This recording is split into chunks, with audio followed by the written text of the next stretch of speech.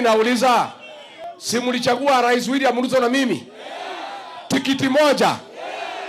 Sasa itakuwaje hutaki Gachagua unataka William Ruto? Inawezekana? Kama hutaki Gachagua? Si ndio? Siko namna hiyo? Siko namna hiyo? Mimi nyinyi niulize nyinyi. Si nilimwambia mchagua William Ruto? Si mlimchagua pamoja na mimi? Kama singekuwa hapo, mungemchagua? Mungemchagua? Unajua rais anadanganywa na vijana. Oh, Wameru walikupenda hata bila Gachagua angekuchagua. Ni uongo hapa ni ukweli? Ni uongo hapa ni ukweli? My brother President William Ruto. Watu ya Mlima Kenya ni wangwana.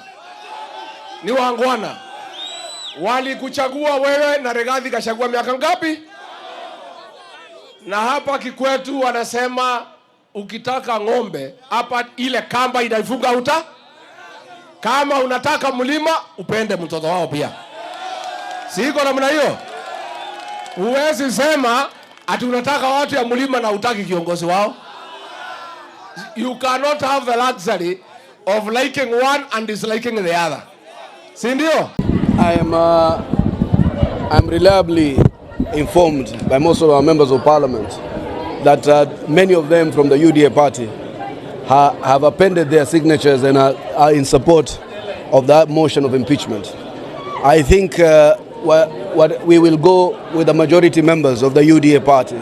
If the majority members of the UDA party are in support of the impeachment, then the UDA party itself will also support what the members feel is in the best interest of the party and the country. And in fact, should that motion of impeachment sail through, our immediate concern then will be to eject him also as a member of the party, because then you cannot be found to be grossly incompetent, grossly undermining the constitution and national unity, and then still become a ranking member of this party.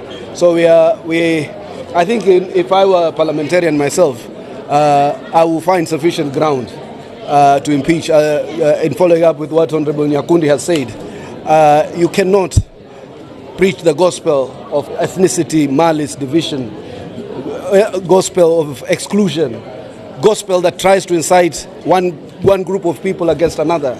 He has been the most catastrophic, the most insidious in terms of dealing a very decisive blow to the unity of this country that had been carefully knit by the Hustler Nation. The Hustler Nation was about the bottom-up economic policy. It was never about regions. It was never about one person over another or blind ambition for power.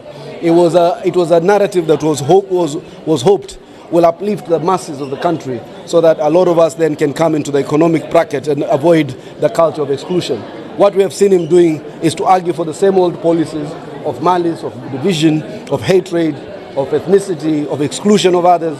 And I don't think it is proper and right to have a deputy president who is actually himself the actual threat to national unity.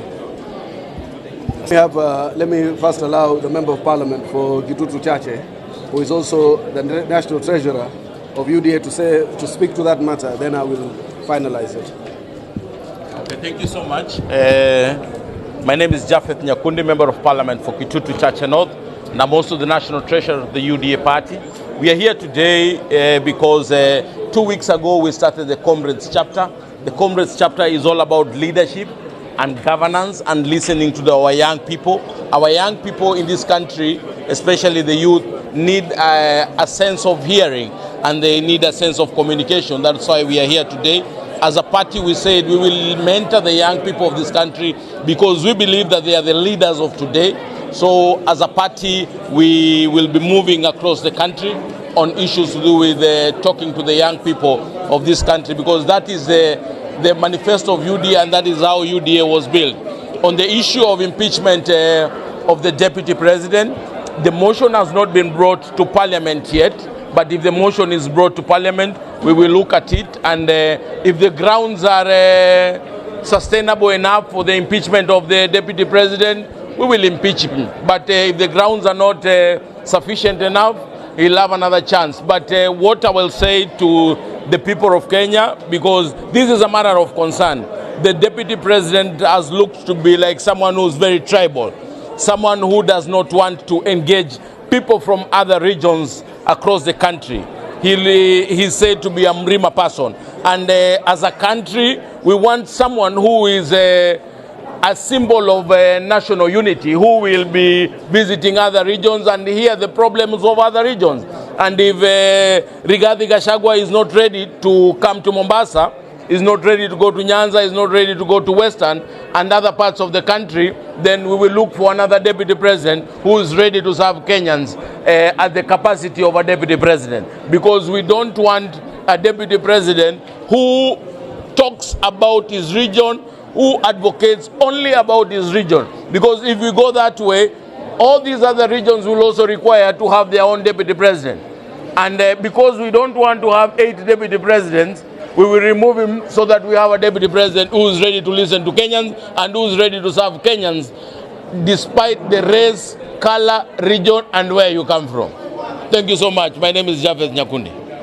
Kukubali hiyo hapa. Hatutakubali hiyo hapa. Na ndio nikasema juzi Jumatatu, Faruk, ni lazima tuwe na watu wa kushika watu. Kama mtu mmoja anataka kupeleka watu kwa vifo, au arrested. Because hii sheria iko katika sheria zetu. Official Secrets Act, kwenda soma. Wewe ulipepa Biblia, ukadanganya Mungu, Mwenyezi Mungu nisaidie to run the government. And then you start contradicting the government policies, and yet you sit in the cabinet. You sit in the National Security Committee, and you create a departure. You should be arrested. There's no any country that can tolerate such a person. For the sake of securing the majority, Kiunjuri hiyo mlima ni yetu yote. Inaitwa Mount Kenya. Kenya sisi ni wa Kenya. Mtu asituambie mlima, sisi watu wa mlima. Sisi ni watu wa wapi? Hata Kilimanjaro ni mlima wetu wa East Africa. Na bado. Shanzi sana.